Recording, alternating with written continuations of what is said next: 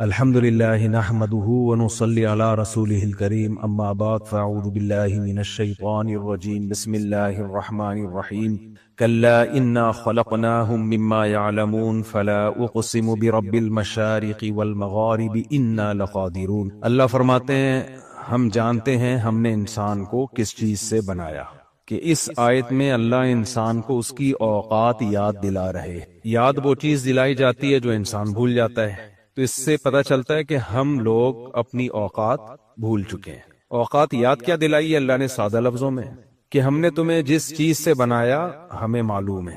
کیا مطلب؟ تم اپنی اوقات بھول جاؤ گے لیکن ہم تمہاری اوقات نہیں بھولیں گے، ہمیں پتہ ہے۔ تم تو بھول جاؤ گے اپنی اوقات، لیکن چونکہ بنایا ہم نے ہے تو ہم تمہاری اوقات کیسے بھول جائیں بھائی؟ ایک غلیظ اور گندے پانی سے اللہ نے ہم سب کو بنایا ہے۔ میں اکثر ایک بزرگ کا واقعہ سناتا ہوں نا۔ ایک بزرگ سے کسی بادشاہ نے بول دیا کہ وہ بزرگ بادشاہ کے سامنے کوئی حق بیان کر رہے ہوں گے، انہوں نے بول دیا تو نہیں جانتا میری اوقات کیا ہے، یعنی تو مجھے جانتا نہیں ہے، میں بادشاہ ہوں تو مجھے جانتا نہیں ہے۔ بزرگ نے کہا میں بہت اچھی طرح سے جانتا ہوں آپ کو۔ یہ کیا جانتا ہے؟ ان کا خیال تھا بزرگ کہیں گے آپ بہت طاقتور ہیں، آپ بہت پاورفل ہیں، آپ کی تو ڈنکا بجتا ہے پوری دنیا میں۔ تو بادشاہ نے بولا کیا اوقات ہے؟ انہوں نے کہا بھائی ماضی بھی آپ کا پتا ہے مجھے، آپ کا حال بھی پتا ہے، آپ کا فیوچر بھی مجھے معلوم۔ ماضی یہ کہ غلیظ پانی تھے، غلیظ جگہ سے نکلے، غلیظ جگہ پہ گئے اور حیض کے گندے خون سے بن کے غلیظ جگہ سے دنیا میں آئے۔ ان جگہوں سے آئے جہاں سے گندگی نکلتی ہے۔ ہماری انٹری بھی دنیا میں دیکھو کس راستے سے ہوئی ہے۔ کوئی بندہ امریکہ جا رہا ہو، کینیڈا جا رہا ہو یا پاکستان آ رہا ہو، دو طرح کی انٹریاں ہوتی ہیں۔ ایک عام سادہ لوگوں کی انٹری ہوتی ہے، آئے لائن میں لگے، ایسا ہی ہوتا ہے نا، لائن میں لگے، پاسپورٹ کی لائن میں، لمبی لائن میں، امیگریشن آفیسر نے ٹھپا لگایا، چل بھائی نکلو نکلو، اشارہ کر رہا ہوتا ہے جاؤ بھائی دوسروں کو بھی آنے دو۔ پھر آپ لیگیج کی وہ جو پٹی ہوتی ہے اس میں گھنٹوں کھڑے رہے، ٹیگ دیکھتے رہے ایک ایک کر کے کہ میرا ٹیگ اس میں کون سا ہے۔ اس کے بعد پھر آپ باہر آتے ہو، ٹیکسی پکڑی، رکشہ پکڑا، جو بھی آپ نے، یہ بھی ایک اپنے ملک میں انٹری کا ایک طریقہ ہوتا ہے۔ ایک طریقہ تھوڑا وی آئی پی لوگوں کا ہوتا ہے، ان کو وی آئی پی پروٹوکول مل جاتا ہے، جہاز سے اترتے ہیں اور ان کو لائن میں نہیں لگنے دیا جاتا، ان کے لیے امیگریشن آفیسر الگ سے آ کے بیٹھتا ہے، وہ لائن سے ہٹ کے آتے ہیں وغیرہ وغیرہ۔ ایک بندہ ان کا لیگیج پہلے سے لے کے کھڑا ہوا ہوتا ہے۔ اور ایک وی آئی پی طریقہ ہوتا ہے، گاڑی آتی ہے جہاز کے باہر لگتی ہے، آپ اسی گاڑی میں بیٹھتے ہیں، الگ سے امیگریشن کے لیے آپ کو۔ میں جب افریقہ گیا تو ہمارے دوستوں نے بڑا پروٹوکول دیا، اللہ ان کو جزائے خیر دے۔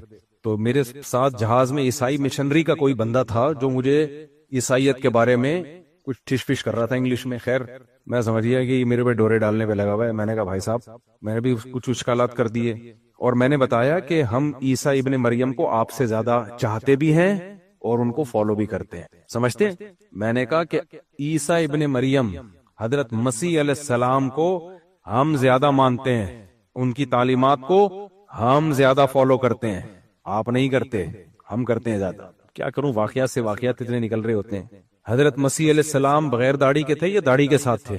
داڑھی کے ساتھ تھے۔ تو داڑیاں کون رکھتا ہے؟ گورے رکھتے ہیں، مسلمان رکھتے ہیں، مسلمان رکھتے ہیں۔ مسیح علیہ الصلوۃ والسلام شراب کو حلال سمجھتے تھے، حرام سمجھتے تھے؟ تو آج کل شراب کس کلچر میں، کس قوم میں سب سے کم ہے؟ مسلمانوں میں کم ہے، عیسائیوں میں تو بہت ہے۔ ایک ایک چیز کو اگر ہم گننا شروع کر دیں نا تو خود مسیحی لوگ مانیں گے کہ یار ہمارے پیغمبر کی تعلیمات کو یہ زیادہ فالو کرتے ہیں۔ خیر تو اس نے میرا نمبر شمبر لے لیا، اس کو اندازہ ہو گیا کہ یہ بھی کوئی اسکالر ہیں، یہ بھی۔ میں نے کہا آپ کیوں جا رہے ہیں؟ اس نے کہا ہم مسیحیت کی تبلیغ کے لیے۔ اس نے کہا آپ کیوں جا رہے ہیں؟ میں نے کہا اسلام کی تبلیغ کے لیے۔ تو اس نے بولا کہ یار اس بندے پہ تھوڑے سے ڈورے ڈالنے چاہیے، اس بندے کو کنٹرول میں لینا چاہیے۔ اور میں نے پہلے اندازہ لگا لیا کہ اس کے کنٹرول میں مجھے نہیں آنا چاہیے۔ دونوں اپنے مائنڈ نے کھوپڑی میں چلا رہے ہیں نا۔ تو ہم جب اس نے جب اترا ہے نا وہ ایئرپورٹ پہ، تو اس کا خیال تھا میں ایئرپورٹ پہ اترنے کے بعد نمبر لوں گا۔ ہمارے دوستوں نے اللہ ان کو جزائے خیر دے میرے لیے وی آئی پی پروٹوکول کرایا ہوا تھا۔ تو جہاز کے پاس ہی گاڑی آئی ہے، ہمیں بٹھا کے الگ سے سائٹ سے لے گئی۔ وہ دیکھتا ہی رہ گیا کہ بندہ مارکیٹ سے شارٹ گیا کہاں بندہ، کیوں میں اکیلا ہی تھا جس کو وہاں ہمارے میزبانوں نے اللہ ان کو برکت دے، تو وہ انہوں نے ویسا وی آئی پی پروٹوکول کہ ہم تو امیگریشن میں الگ ہی گئے نا، پاسپورٹ کے لیے الگ کاؤنٹر، الگ ٹھپا لگا، چلے گئے۔ اچھا اس پہ جو پاکستانی لوگ ٹیڑھی آنکھوں سے دیکھ رہے ہوتے ہیں یہ مولوی کے ساتھ ایسا کیوں ہو رہا ہے، تو بھائی یہ میں نہیں کر رہا ہوتا، جو میزبان بلاتے ہیں بعض دفعہ وہ پروٹوکول دے دیتے ہیں میرے کہے بغیر، میری طرف سے نہیں ہوتا کہ مجھے پروٹوکول چاہیے، انہوں نے دے دیا تو میں منع تھوڑی کر سکتا ہوں۔ بعض دفعہ سعودی عرب میں بھی ایسا ہی ہو جاتا ہے، اب کوئی میزبان لوگ تگڑے ہوتے ہیں وہ وی آئی پی پروٹوکول دلوا دیتے ہیں، تو پھر وہ مجھے شرم خود آ رہی ہوتی ہے، ہمارے پاکستانی لائن میں لگے ہم سائڈ سے جا رہے ہوتے ہیں، مجھے خود شرم آ رہی ہوتی ہے، لیکن میں ان کو منع کروں تو یہ بد اخلاقی ہوتی ہے۔ خیر، تو انٹری کے مختلف طریقے ہوتے ہیں دنیا میں، اس میں سب سے اہم ترین طریقہ یہ کہ کس راستے سے آپ کی انٹری اور ایگزٹ، کس راستے سے آپ انٹری کر رہے ہیں، یہ اس کا پروٹوکول میں بہت بڑا دخل ہے یا نہیں ہے؟ بزنس کلاس جہاز میں نا اس کی لائن ہی الگ ہوتی ہے، اس لائن میں کھڑا ہوا آدمی دوسروں کو دیکھ رہا ہوتا ہے اور کالر کو یوں کر رہا ہوتا ہے کہ میری لائن الگ ہے تمہاری لائن الگ ہے۔ تو کس وے سے آپ کی انٹری ہوئی ہے اس کا بھی عزت اور پروٹوکول سے بڑا گہرا تعلق ہے۔ ہماری اور آپ کی جو دنیا میں انٹری ہوئی ہے نا، کسی کو بتانے کے قابل، بولو کسی کو بتا نہیں سکتے، کیا خیال؟ ان راستوں سے میری اور آپ کی انٹری ہوئی ہے جہاں سے ہمیشہ گند ہی نکلتا ہے، جہاں سے ہمیشہ گند نکلتا ہے، بنے بھی گند سے، نکلے بھی گندے راستے سے، اور پیٹ میں بھی ہر وقت گند۔ وہ بزرگ کا میں واقعہ سنا رہا تھا نا، ان بزرگ نے بادشاہ سے کہا تمہارا ماضی یہ تھا کہ گند تھے، غلاظت تھے، حال یہ ہے۔ اب ان بزرگ نے جو کہا وہ تو کہا، میں اپنے الفاظ میں اس کو ذرا ایکسپلین کرتا ہوں۔ ہماری باڈی میں جتنے سوراخ ہے نا، کبھی کسی سے خوشبو نکلتے ہوئے دیکھی؟ مشک و عنبر کی نہریں بہ رہی ہوں کان سے، ہم جب کان میں گھمائے ماچس کی تیلی تو اود نکلی ہو اندر سے، کبھی ایسا ہوا ہے؟ آپ اپنے کان میں یوں گھما کے کسی سامنے والے کے سامنے وہ تیلی کو یوں کریں، وہ کہے گا یار گند کو ہٹاؤ میرے سامنے سے، یہی کہے گا نا؟ آپ کہو گے میں بہت مبارک ہستی ہوں، میں ایک عظیم انسان ہوں، گند کہاں سے نکل سکتا ہے میرے اندر سے؟ یہ کہہ سکتے ہو آپ؟ کبھی ایسا ہوا ناک میں انگلی گھمائی ہو آپ نے اور جب باہر نکالی ہو تو خوشبو کے بھبوکے آئے ہوں ہیں؟ آنکھ سے بھی آنسو نکلتے ہیں، وہ بھی کسی کے لگا دو نا اگر یوں کر کے، وہ غصہ کرے گا بھئی اپنی گندگی مجھے کیوں لگا رہے تو؟ ناک سے بھی گند، منہ سے تھوک، بلغم، یقین نہ آئے وضو خانہ دیکھا کرو۔ نمازیوں میں مینرز بہت ہیں الحمدللہ، مسجدوں میں نمازیوں کے مینرز دیکھنے ہو یار، بلغم پھینکنے کا بھی کوئی طریقہ ہوتا ہے نا، ایسے آہ کر کے تھوکتے ہیں کہ وہ دیوار پہ جا کے چپکتا ہے۔ بتانے میں گھن آ رہی ہے تو سوچو جب یہ عمل انسان اپنی آنکھوں سے دیکھتا ہے کتنی گھن آتی ہے۔ تو وہ ایسے چپکایا ہوا ہوتا ہے انہوں نے۔ تو منہ سے کیا نکلتا ہے؟ گند۔ ناک سے کیا نکلتا ہے؟ گند۔ پسینہ، وہ بھی تھوڑی دیر میں کتنی اسمیل آنے لگتی ہے اس پسینے میں۔ اور جو راستے گندگی کے ہیں وہ تو ہیں ہی گندگی کے راستے۔ کوئی ایک سوراخ ہماری باڈی میں ایسا نہیں ہے جس سے آج تک کچھ کبھی اچھا نکل کے آ گیا ہو۔ کیا نکل کے آیا ہو؟ کچھ اچھا۔ اور جو پیٹ ہے وہ تو ہے ہی بطن، وہ تو ہے ہی گندگی کا مجموعہ۔ اس سے تو صرف ایئر اگر پاس ہو جائے نا، وہ کچھ لے کر آتی ہے کہ آدمی سوچتا ہے کہ ہوا میں اتنا ہے، اوریجنل میں کیا ہوگا؟ ہوائیں ایسی آ رہی ہیں تو جو جہاں سے گزر کے آ رہی ہیں وہ کیسا ہوگا؟ یہ ہم سب کی کیا ہے؟ بولو نا، اوقات۔ تکبر جچتا ہے انسان کے اوپر، میں بکواس کرتا ہے بیٹھ کے۔ ہمارے حضرت فرمایا کرتے تھے مفتی رشید احمد صاحب رحمہ اللہ تعالی کہ تکبر ہمیشہ پرلے درجے کا بے وقوف آدمی کرے گا۔ دیکھو وقار اور تکبر میں فرق ہے۔ شریعت چاہتی ہے ہم پر وقار رہیں، پر وقار۔ وقار ایک الگ چیز ہے، تکبر، وقار ظاہری کیفیت کو کہتے ہیں۔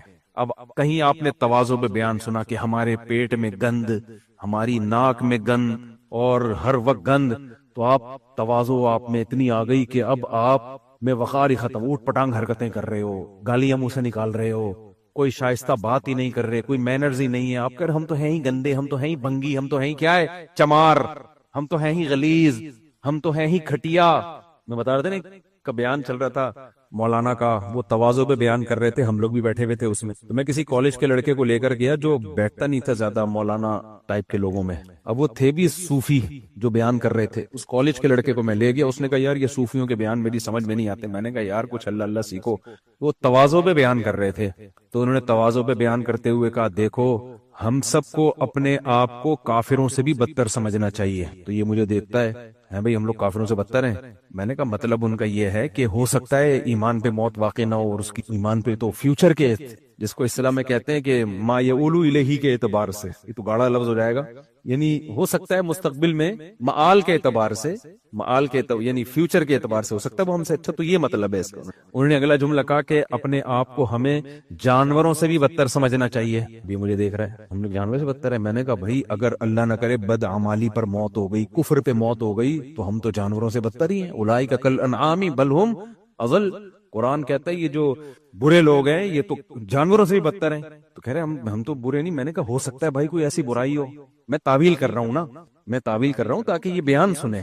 اگلا جملہ انہوں نے کہا کہ بلکہ ہمیں اپنے آپ کو گدھے گھوڑوں سے بھی بدتر سمجھنا چاہیے۔ تو میں نے کہا وہ جانور میں گدھے گھوڑوں کی مثال، میں بھی تو گدھے گھوڑوں کی مثالیں دیتا ہوں نا، گرل فرینڈ بوائے فرینڈ کا جو ریلیشن ہے ایسے جیسے گدھے گھوڑوں کا، تو یہ ایگزامپل ہے۔ انہوں نے کہا ہمیں اپنے آپ کو خنزیر سے بھی بدتر سمجھنا چاہیے۔ اب وہ کہہ رہے یہ کیا ہو رہا ہے؟ میں کہہ رہا ہوں دیکھو یار، اگر اعمال پہ موت نہ ہوئی تو خنزیر سے بھی بدتر تو ہوئے نا، بات تو ہے۔ آخر میں انہوں نے کہا ہمیں اپنے آپ کو گوں کے کنستر سے بھی برا سمجھنا چاہیے۔ یہ ہو گیا۔ میں نے کہا بھائی میرے اندر اب تعویل کا راستہ بند۔ وہ کہہ رہے ہم کیوں، ہم انسان ہیں یار، وہ گوں ہیں۔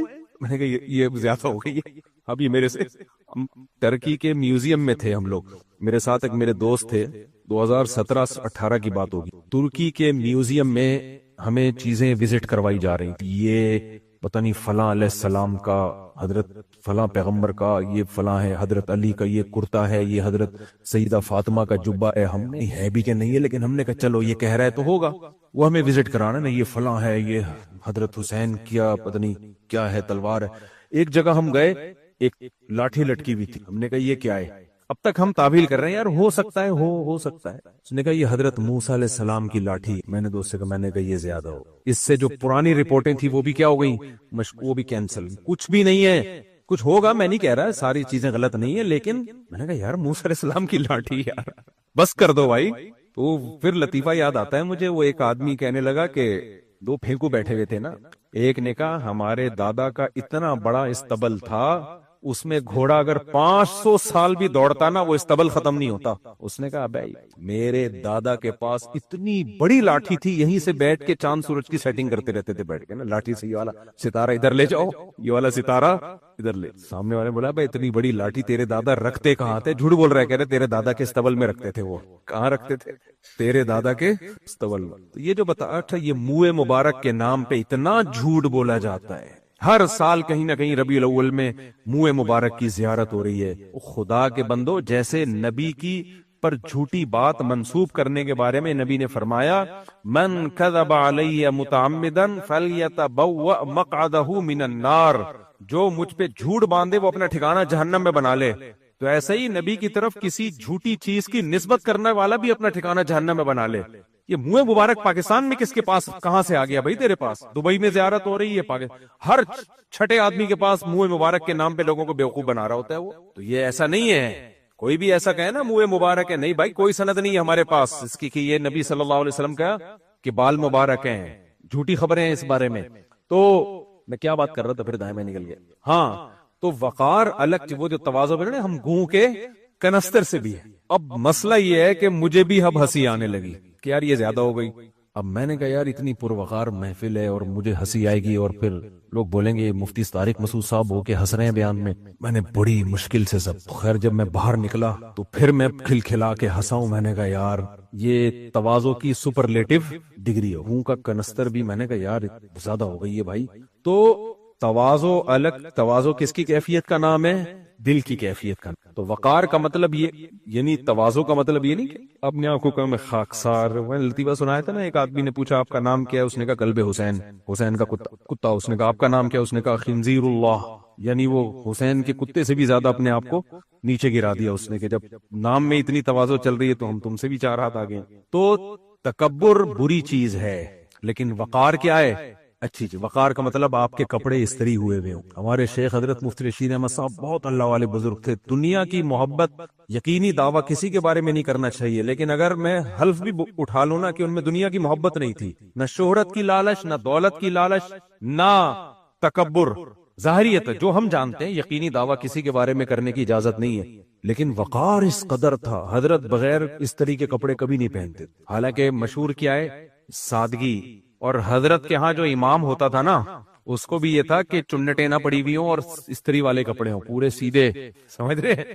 امام میں حضرت نے ترجیح دیتے تھے کہ دبلا امام اور بھاری جسم والا امام اگر کمپٹیشن ہو تو دبلے کو رکھتے تھے۔ حضرت فرماتے تھے جو بھاری جسم والا امام ہے جب وہ رکوع سے اٹھتا ہے اس کی کرتا پیچھے اٹکنے کا خطرہ ہوتا ہے، مجھے بہت الجھن ہوتی ہے منظر دیکھ کے، یہاں بھی نہیں اٹکنے دیتے تھے کمر میں۔ تو بالکل حضرت کا یہ تھا کہ صفائی ستھرائی اور کپڑے کیسے ہوں، سیدھے ہوں، وائٹ کپڑے پہنتے تھے اور کوئی کلر نہیں پہنتے تھے، نفاست تھی، یہ وقار تھا، پہن سکتے ہیں کوئی بھی کلر کے کپڑے پہن سکتے ہیں، ان کا یہ تھا وائٹ کپڑے۔ بعض ہم نے لوگوں میں کلچر دیکھا کندھے پہ رومال رکھتے ہیں پھر وہ رومال منہ میں ڈال کے جا رہے ہوتے ہیں۔ حضرت نے کسی مولانا کو دیکھ لیا کہ کندھے پہ رومال اور وہ رومال جو ہے نا منہ میں رکھ کے کہیں باہر سفر، حضرت نے غصہ کیا یہ کیا منہ میں اب رومال منہ میں رکھا ہوا ہے آپ نے، اول تو رومال کندھے پہ ڈالا کیوں ہے، ضرورت کیا ہے اس کی؟ لیکن چلو بعض لوگوں کا کلچر ہوتا ہے وہ کندھے پہ رومال رکھتے ہیں، ان کا کلچر ہے۔ تو تبھی دیکھو دین جو ہے نا، دین یہ صرف کتابوں سے نہیں آتا، دین کو سمجھنے کے لیے اہل اللہ کی صحبت بہت ضروری ہے۔ صرف کتابی دین ہوگا نا تو تواضع پہ جب کوئی رسالہ پڑھے گا تو خاکسار بن جائے گا، صحیح ہے نا؟ کیا بن جائے گا؟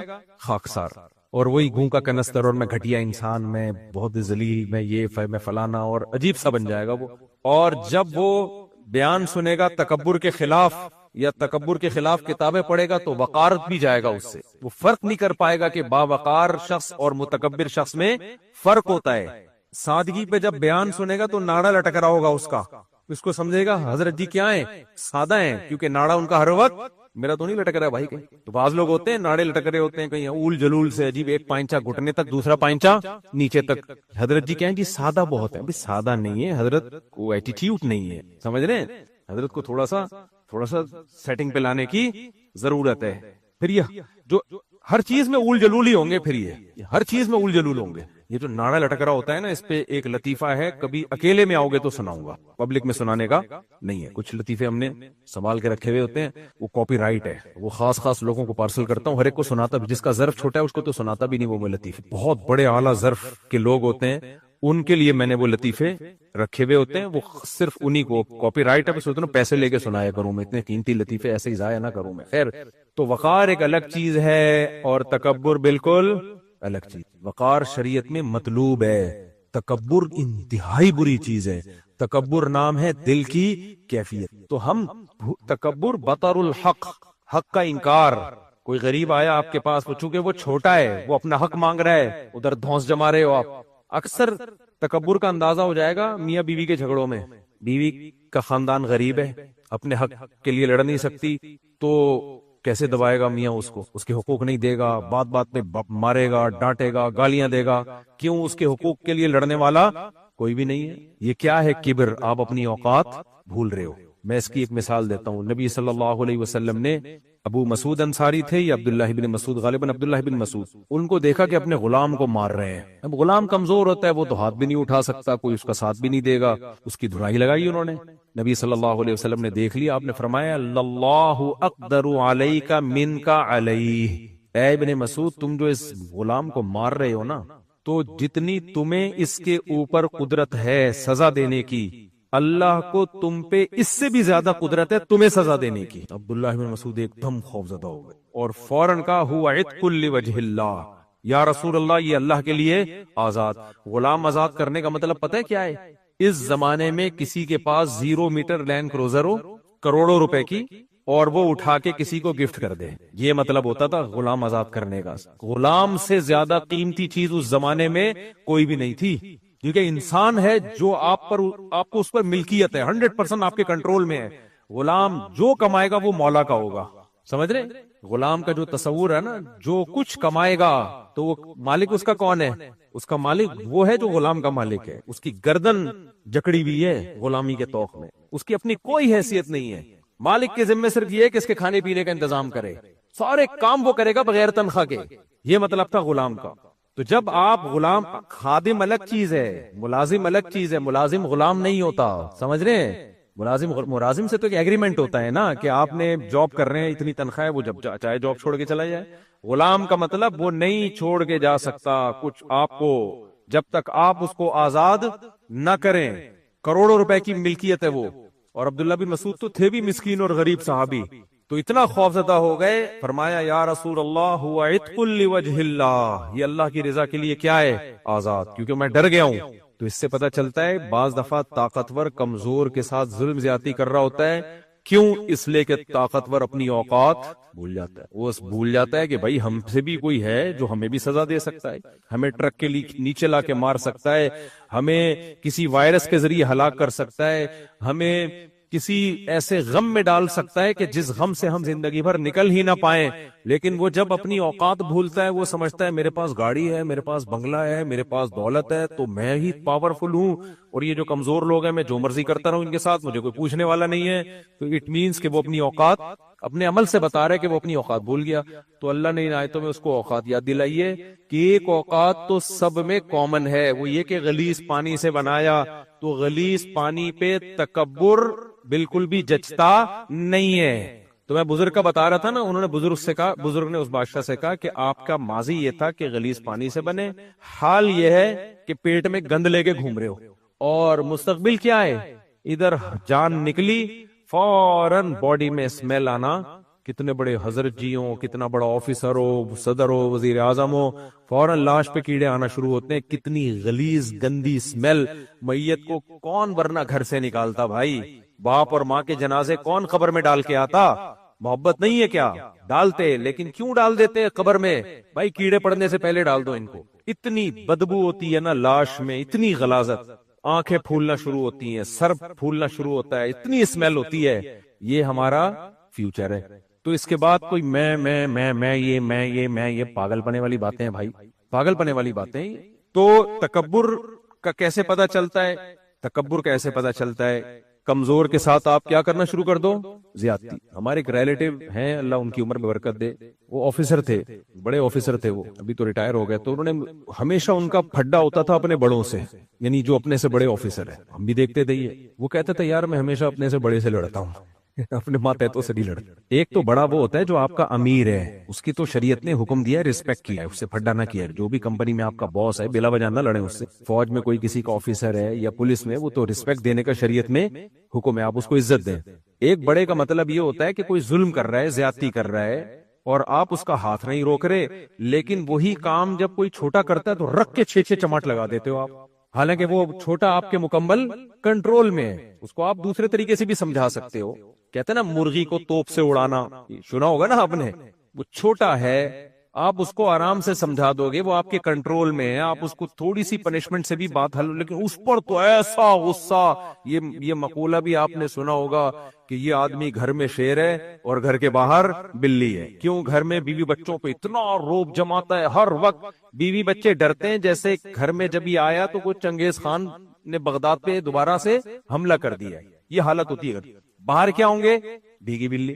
یہ وہ لوگ ہیں جن کو اپنے سے طاقتور پہ کبھی غصہ ہی نہیں آتا، ہمیشہ غصہ کس پہ آتا ہے؟ اپنے سے کمزور پہ۔ یہ ایک واضح علامت ہے کہ اس میں کیا ہے؟ تکبر۔ یہ واضح علامت ہے، علامتوں سے پتہ چلتا ہے نا بھائی۔ ڈاکٹر لوگ کہتے، ڈاکٹروں کے بھی there are 2 types of doctors۔ کچھ ڈاکٹر ہوتے ہیں رپورٹیں دیکھ دیکھ کے آپ کو یہ ہے، آپ کو یہ ہے، آپ کو یہ ہے، آپ کو یہ ہے۔ میں تو ہر طرح کے لوگوں سے واسطہ پڑتا ہے نا، ڈاکٹر کو بھی میں سمجھ گیا ہوں۔ کچھ ڈاکٹر ہوتے ہیں بولتے ہیں بھائی رپورٹوں کو رکھ سائٹ پہ، تو بتا ہو کیا رہا ہے تجھے۔ مثال کے طور پر کچھ ڈاکٹر ایسے ہیں، آپ کا کولیسٹرول LDL آیا 200 یا 160 یا 170 یا 200 آ گیا وغیرہ وغیرہ، وہ ایک دم رپورٹ پڑھ کے 3 فٹ اچھلے گا، وہ دھڑام سے اوپر جا کے دھڑام سے نیچے آئے گا، اتنا زیادہ کولیسٹرول، ایسے بس گئے۔ وہ کس کو دیکھ رہا ہے؟ رپورٹ بتا رہی ہے کہ آپ کا کولیسٹرول کیا ہے؟ بہت زیادہ۔ ایک ڈاکٹر یہ ہے کہ بھائی ہے زیادہ تو آپ بیمار ہیں۔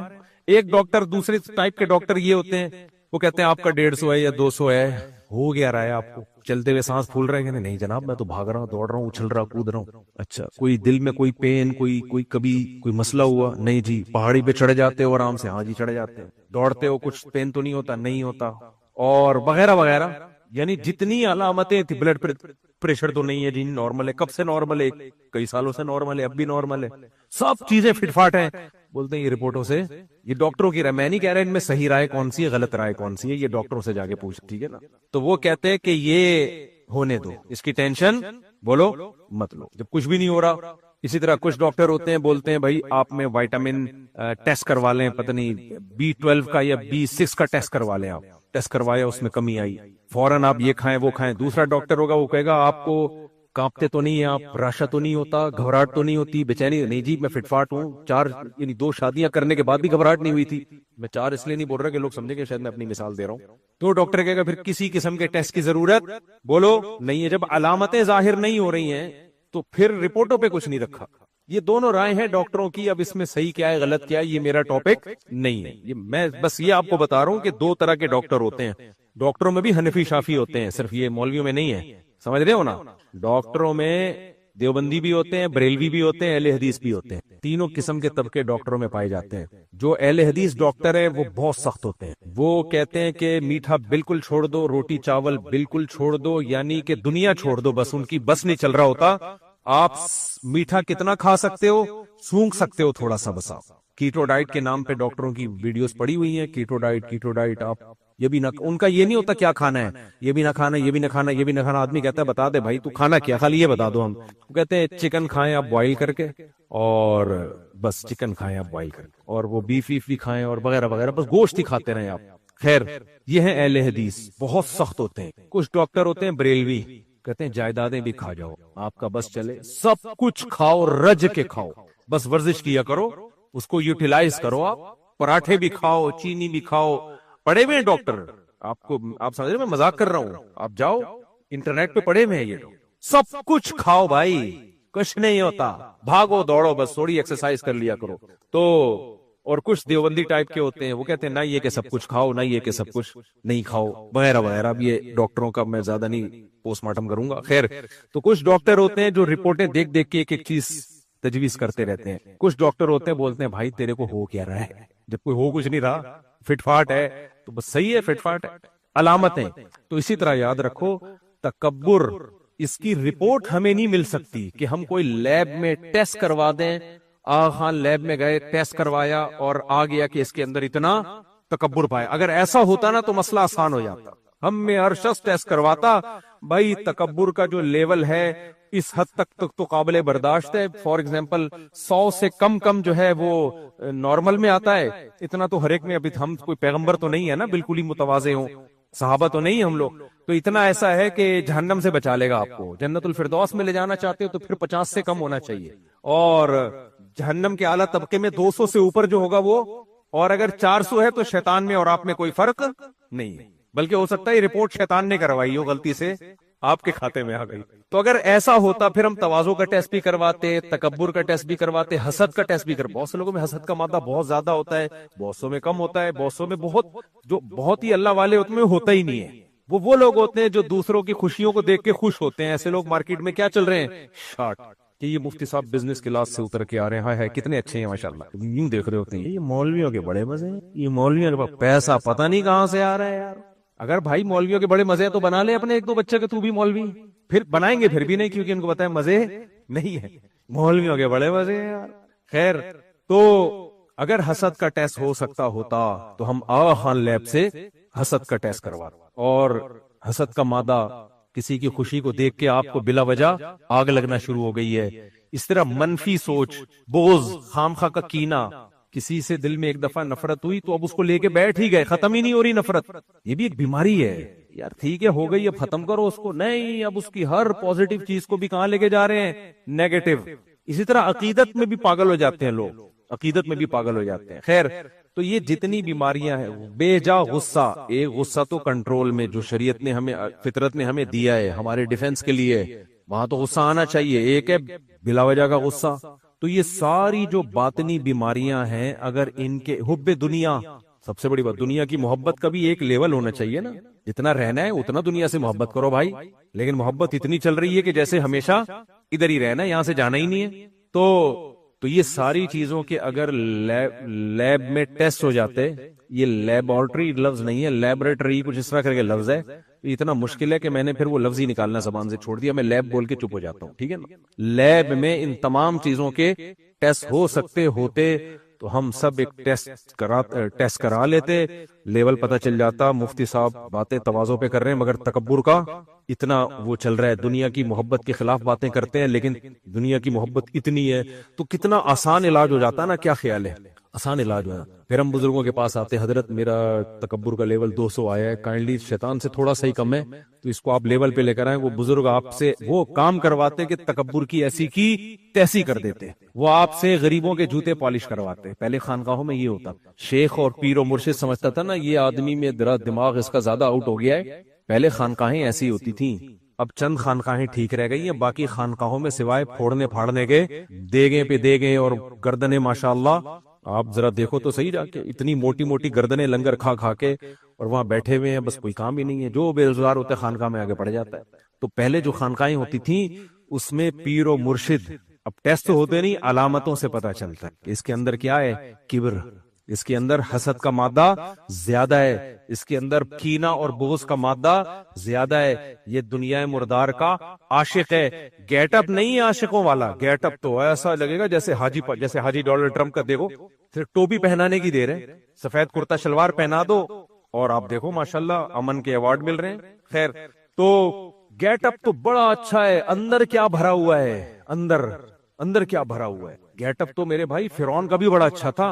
داڑھی فرعون کی تھی یا نہیں تھی؟ فرعون کی بھی داڑھی تھی, اور پورے پراپر ڈریس اس زمانے میں سب پہنا کرتے تھے. تو گیٹ اپ سے تھوڑی ہوتا ہے, اندر بہت ساری چیزیں بہت خراب چل رہی ہوتی ہیں جو انسان کو گھن کی طرح کھا رہی. اچھا, یہ جتنی باطنی بیماریاں ہیں نا, ان تمام چیزوں سے ایک نقصان ہوتا ہے, آخرت کا تو ہوگا.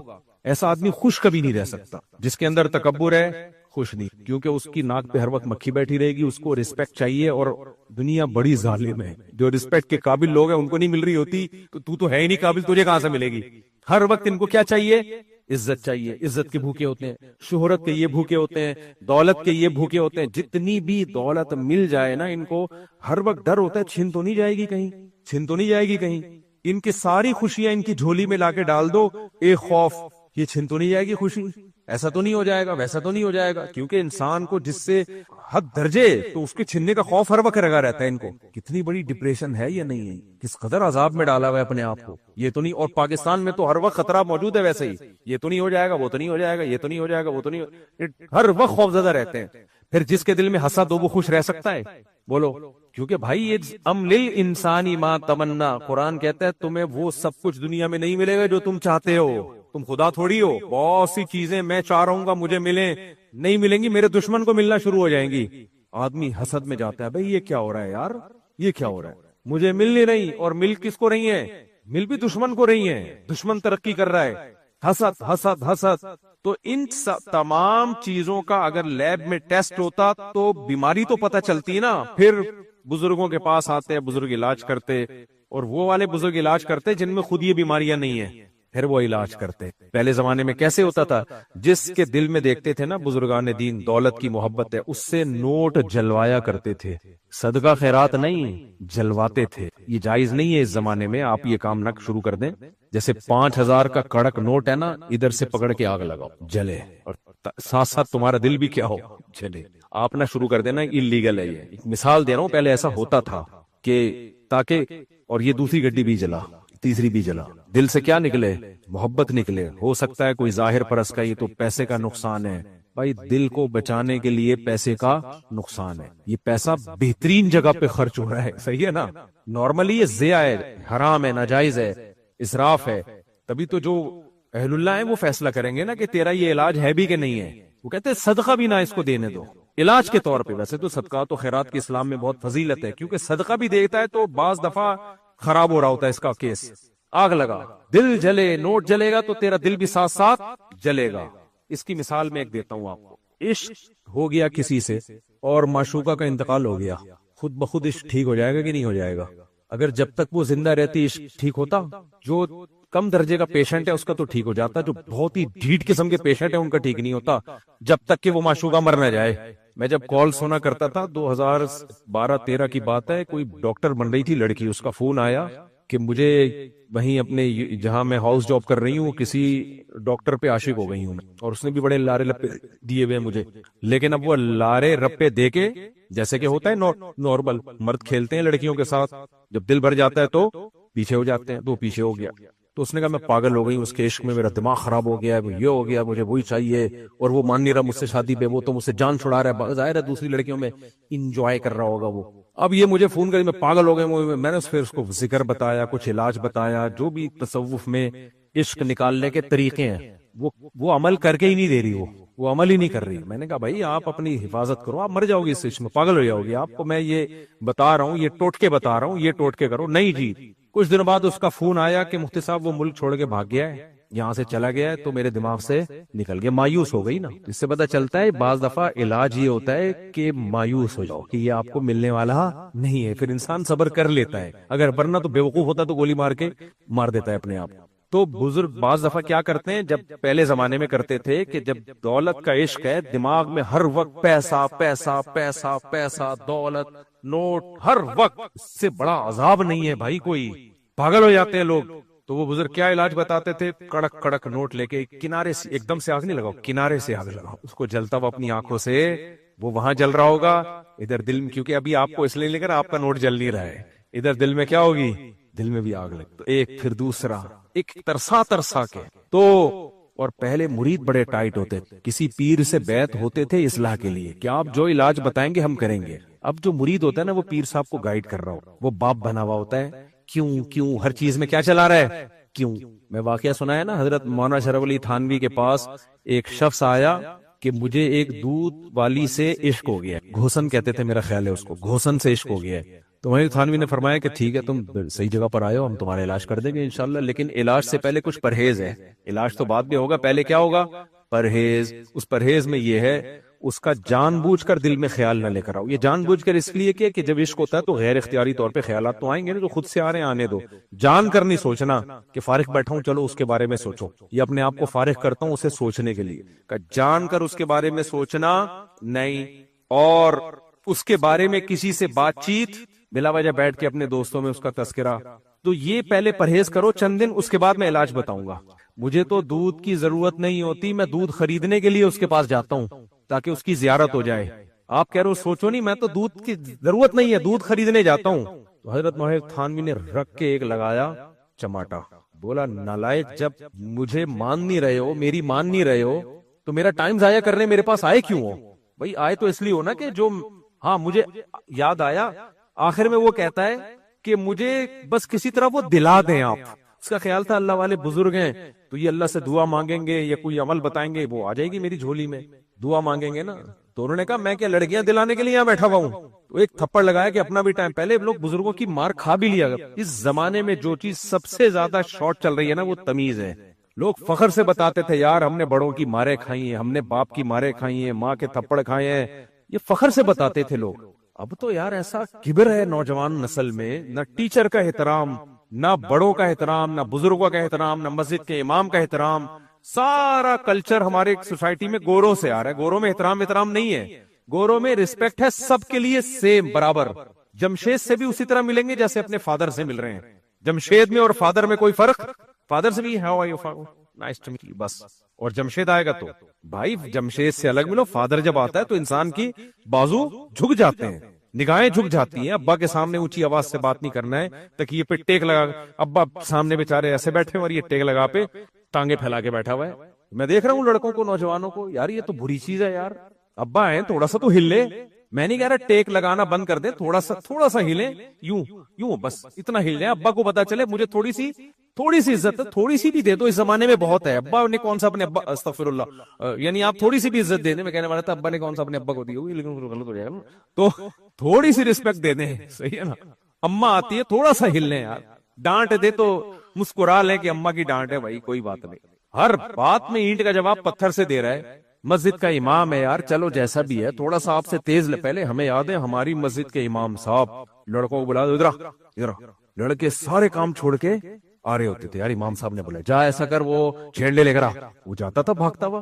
پھر ہم نے وہی دور دیکھا، امام صاحب نے بلایا ادھر آ، کہہ رہے میرے پاس ٹائم نہیں. اپنے زمانے میں دیکھا کتنی جلدی کلچر چینج ہوا ہے. سمجھ رہے ہیں بھائی؟ تو ایک دم اسٹریٹ فارورڈ یوں کہہ رہے میرے پاس ٹائم، یا بولے امام صاحب میں تھوڑا سا بزی ہوں، آپ کام بتائیں، میں کسی اور کو بول دیتا ہوں، امام خود ہی بول دے گا نہیں یار چلو کوئی بات نہیں۔ بدتمیزی آ رہی ہے ہماری سوسائٹی میں، جو چیزیں گوروں سے لینے کی تھی وہ تو لے ہی نہیں رہے۔ صفائی لے لو ان سے، اول تو وہ بھی لینے کی ضرورت ہے، ہمارے مذہب میں کم ہے کیا جو ہم کہیں اور سے لیں؟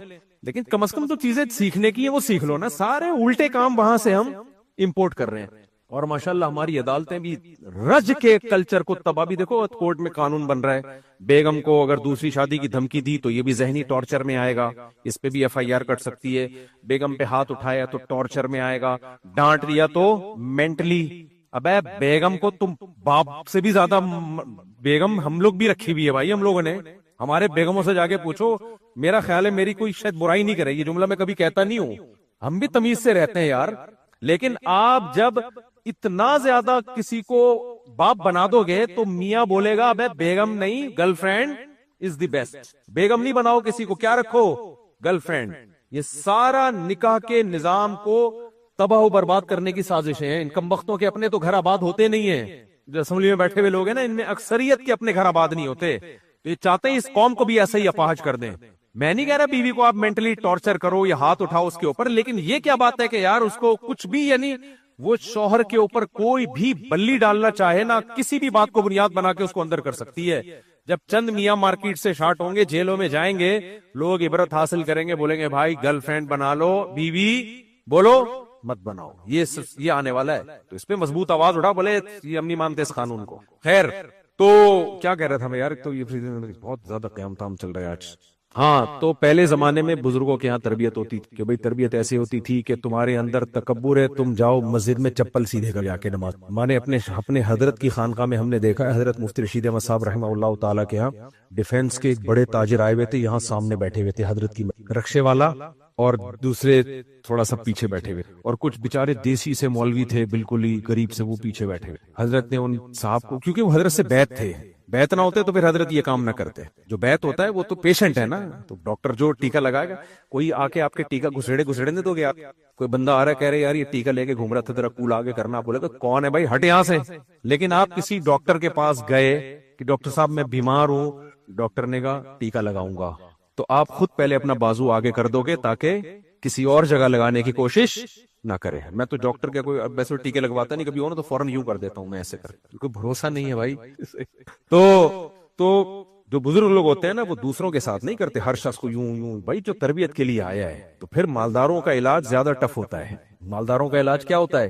کیونکہ ان کے پاس دولت ہے، ان میں تکبر کا چانس زیادہ ہے، غریب کے پاس ہے ہی نہیں تکبر کے لیے۔ تبھی تو حدیث میں آتا ہے غریب متکبر کو سخت عذاب ہوگا قیامت کے دن، مالدار متکبر کو بھی ہوگا کم، غریب متکبر کو زیادہ، کیونکہ تیرے پاس تکبر کے لیے کم بخت کچھ ہے نہیں، پھر بھی دھونس جما رہا ہے۔ ابھی جیب میں جیب ہی نہیں ہے، کپڑوں میں اس کے پیسے نہیں تھے، درزی نے ادھوری سی تھی، پیسے آدھے ملے تھے، اس نے کہا جیب نہیں بنا رہا، اور ککڑتا پھرتا ہے۔ تو جیسے بوڑھا جو زناکار ہوگا اس کا عذاب زیادہ ہے کہ طاقت ہے نہیں پھر بھی ٹھرکی بنا ہوا پھر رہا ہے، عورتوں کے پیچھے بھاگتا ہے۔ تو پہلے کیا ہوتا تھا کہ بھائی تکبر ہے۔ ہاں، میں بتا رہا تھا ہمارے حضرت نے کیا کیا، میں نے خود اپنی آنکھوں سے ہی منظر دیکھا۔ وہ ڈیفنس کے بڑے تاجر تھے، حضرت سے بیعت تھے، حضرت نے ان کو پیچھے کر دیا کہ آپ پیچھے دیکھنے میں یہ بڑی انسلٹ ہے کسی کی۔ کوئی نیا بندہ ہوگا بولے گا یار کیسا سلوک کر رہے ہیں، اس کو اٹھا کے پیچھے بٹھا دیا، اور وہ غریب مولانا صاحب تھے ان کو آ گئے۔ کیوں؟ فرمایا اس لیے کیا تاکہ ان کے دل میں علماء کا احترام آئے۔ ان کے دل میں کیا ہے؟ میں نے بعض مالدار لوگوں کو دیکھا ہے، ایک تو مولوی کوئی نام کا مولوی ہو، ہے ہی نہیں علم، فارغ ہے وہ تو چلو، لیکن جو صاحب علم ہوتے ہیں سب سے زیادہ رسپیکٹ تو ان کی ہوتی ہے۔ ان کو ایسے گھما رہے ہوتے ہیں، وہ پھلترو کی طرح نچا رہے ہوتے ہیں بالکل بیٹھ کے مولاناؤں کو۔ تو حضرت فرمایا وہ مولانا صاحب آگے آ جائیں، آپ کہاں چلے جائیں، لیکن وہ واقعی تربیت کے لیے آئے تھے، ذرا بھی ان کی پیشانی پہ بل نہیں ہے، اٹھ گئے پیچھے جا کے بیٹھ گئے، اور پابندی سے آتے رہے، پھر بھی آتے رہے۔ آج مالداروں میں یہ ظرف ہی نہیں ہے۔ تو پہلے ایسا ہوتا تھا، اب بھی ہوتا ہے، لیکن اس کو خانقاہ کہا جاتا تھا، اس کو روحانی تربیت گاہ کہا جاتا تھا، جو آج کل مارکیٹ میں بہت کم چل رہی ہے۔ خیر، پہلے فاقے کروائے جاتے تھے۔ خیر، تو تکبر، حسد، ان سب چیزوں کے، حسد کے بھی علاج بتائے جاتے تھے، یہ کرو، یہ کرو، تاکہ حسد کیا ہو، ختم ہو۔ تو میں یہ بتا رہا تھا کہ کتابی علم کچھ اور ہوتا ہے، کسی اللہ والے کی صحبت کا علم کچھ اور ہو۔ تبھی تو صحابہ نے نبی کی صحبت اٹھائی ہے، تواضع کا مطلب بھی سمجھ میں آ گیا، تکبر، نبی سے زیادہ صاحب وقار کوئی ہو سکتا ہے؟ ہمارے نبی اتنے باوقار تھے، سیدہ عائشہ فرماتی ہیں آپ کبھی کھلکھلا کے زور سے قہقہ لگا کے ہنسے نہیں ہیں، حالانکہ آپ خوش مزاج تھے، اتنے خوش مزاج کے صحابی رسول کہتے ہیں، صحیح حدیث ہے کہ ہم نے اپنے لوگوں میں نبی صلی اللہ علیہ وسلم سے زیادہ مزاح کرنے والا کسی کو نہیں پایا، خوش مزاج ایسے، لیکن مسکراتے تھے، آپ کے چہرے پہ کیا آتی؟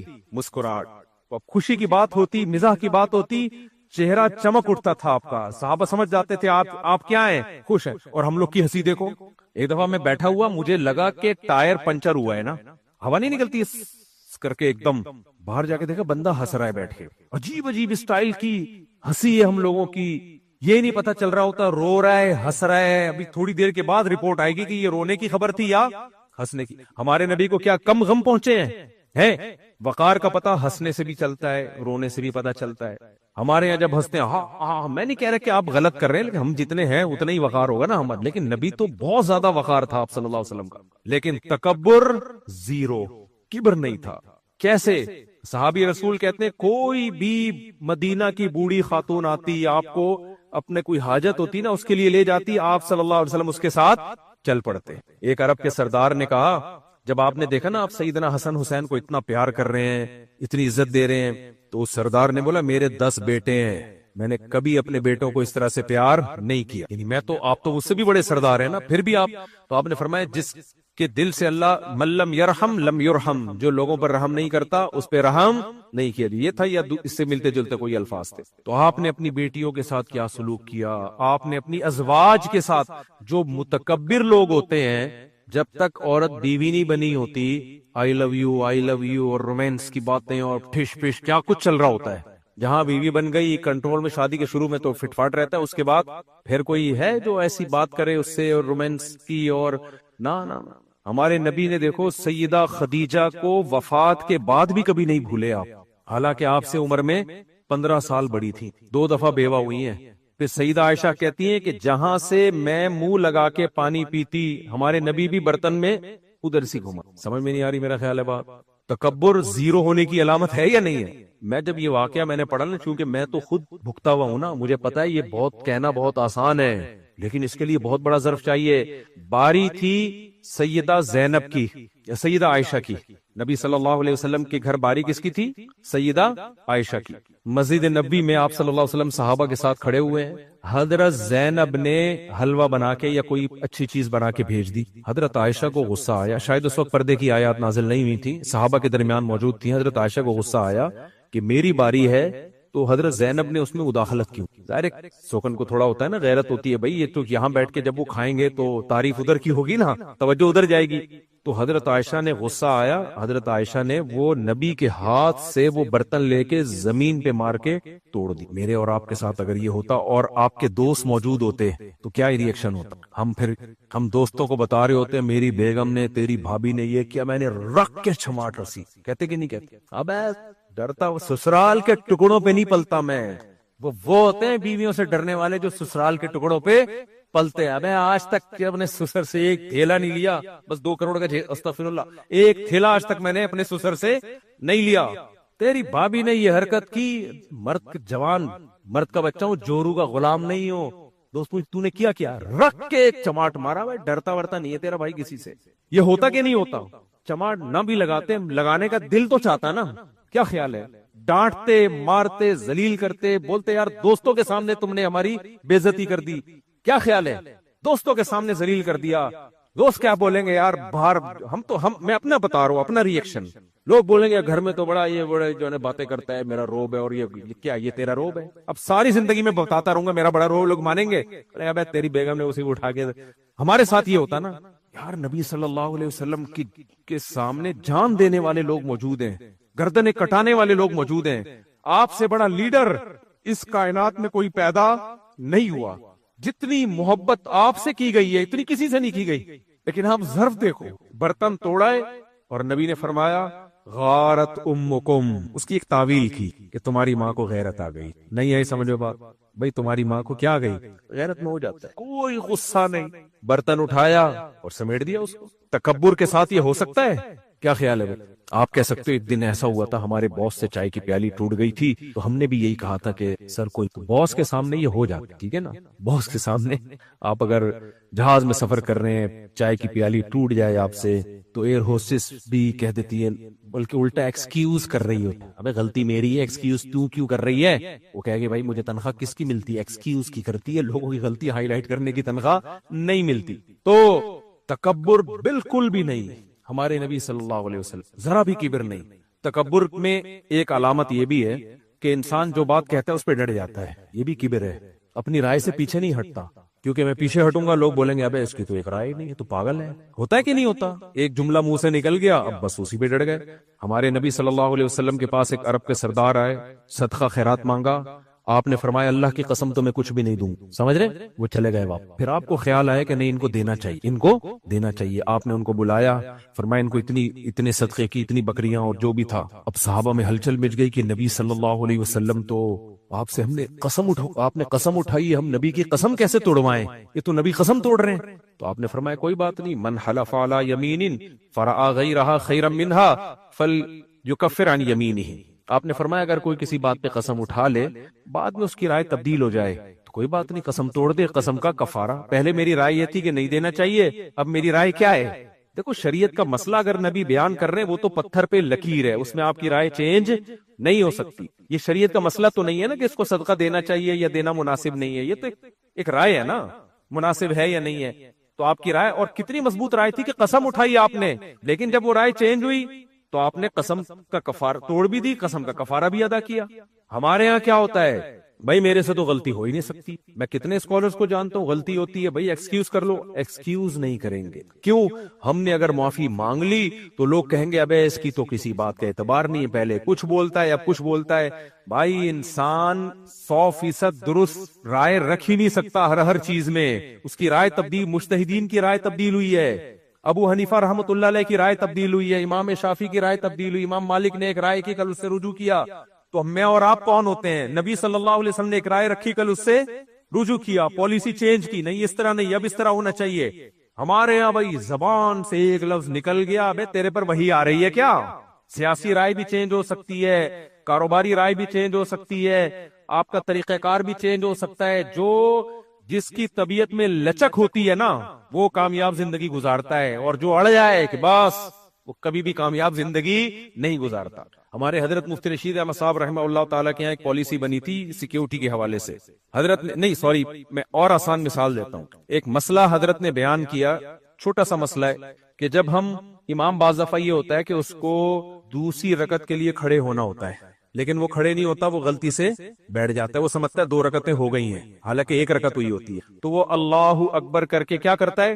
بیٹھ جاتا ہے۔ ہوتا ہے بہت سے اماموں کے ساتھ، پیچھے سے لوگ اس کو لقمہ دیتے ہیں تو وہ کھڑا ہو جاتا ہے پھر کہ بھائی چلو میں سمجھا تھا کہ 2 رکعت ہوئی ہیں حالانکہ بھی 1 رکعت ہوئی۔ تو حضرت نے مسئلہ لکھا تھا اصل فتاوی میں کہ امام اگر کچھ دیر بیٹھ گیا ہے، اتنی دیر بیٹھ گیا کہ سجدہ سہو واجب ہو گیا اس کے اوپر، تو اب اگر وہ کھڑا ہوگا نا دوبارہ سے تو اللہ اکبر کہہ کے کھڑے ہوگا۔ وہ میں سمجھا پا رہا ہوں اپنی بات؟